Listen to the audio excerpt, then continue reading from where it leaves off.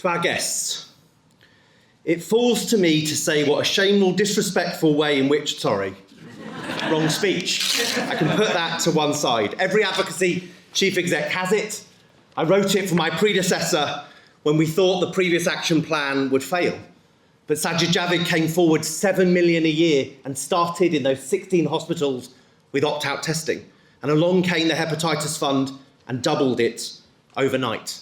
I was able to put it back in the drawer 2 years ago when Victoria Atkins and Steve Barclay did all that work to find another 20 million to see it extend to 81 hospitals. We put it back in the drawer last year at Downing Street when the Prime Minister announced £26 million and extended those hospitals yet again. We were able to put it back in the drawer when the infected blood minister came forward and found £10 billion to right a historic wrong. I really thought I was going to have to bring it out the other day because on the 16th of November, a big change was due to be announced and it fell away.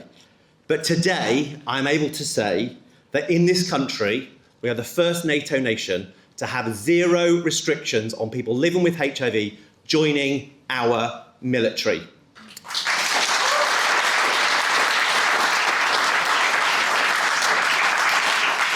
Professor Angell is in the room and she deserves huge credit for the work that she did to bring about this change. Ollie Brown, who is somebody living with HIV, followed in Terry Higgins' footsteps and served in our Navy. He championed this change. And when we got the part change before, the RAF, for reasons beyond me, decided to put back in those rules because the Civil Aviation Authority were dismissing their own rules 24 hours later. They asked for a 4-month reprise. 3 years later, we're able to say there are no restrictions for people living with HIV joining the military.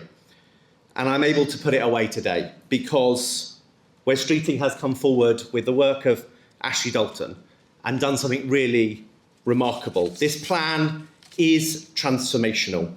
I need to thank in particular Robbie Curry and Anne Aslett, who lead the National AIDS Trust and the Elton John AIDS Foundation. Can I have a round of applause for them, please?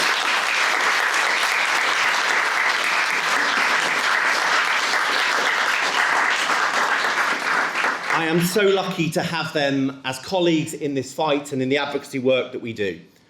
And I can tell you there was one meeting that was just before the summer recess where I think it's fair to say we were despondent and we were wondering what we could do. And we sat and wrote down what we would kind of just about be okay with, what a good win might look like, and what, just in case Santa came early, a really, really good plan would look like and a stretch would be there.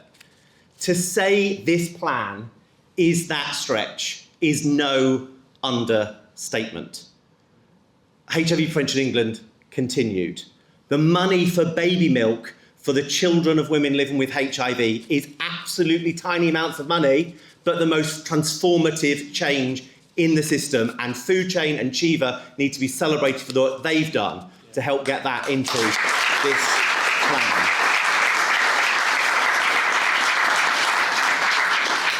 To get HIV testing into the NHS app could be the biggest thing we've done for HIV stigma. Ordering your test might be exactly the same as checking your doctor's appointment. That could be absolutely huge for people. Opt-out testing being multi-year funding for the first time doesn't just mean all those extra tests were happening. And for the record, we were doing 100,000 tests a year before COVID. We'll be doing 3 million HIV tests in A&E next year. It means that the system can invest in new technology that will test all of those things in one go, cheaper, and we will see innovation follow from that. But crucially, to invest in those who are living with HIV and know about it, but are unable for issues of stigma, for issues of poverty, for issues of inequality, because of adherence to chemsex and others, to have the resources to go out and meet those people where they are is absolutely transformational, and we are so thankful to you for doing it. And this is an investment like nothing since Norman Fowler kicked it off, and we are very proud and very thankful for what you've done. Politicians often talk about health inequalities. It is sewn into every page of this report. The 3 shifts that you have announced are in the pages, the NHS app, the Prevention England programme, the baby milk work that's there. This is happening through all of those things, and it will be transformational. I want to finish with some thank yous. Our friends at Gilead UK for sponsoring us this evening and providing you with drink and food, but they do so much more. Our friends in pharma are focused on making sure we have the best technologies here in the UK, and people not only get the best care, they get access to the best treatment. Ashley Dalton has gone above and beyond to involve the community in every page of this report, and we're thankful to you, and we're thankful to you, Wes Streeting.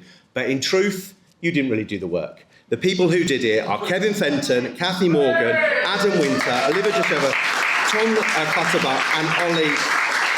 They have done so much work behind the scenes, and I have toured the studio today to say how great you politicians are, but in truth, they did the work to make that happen, and we couldn't be more thankful.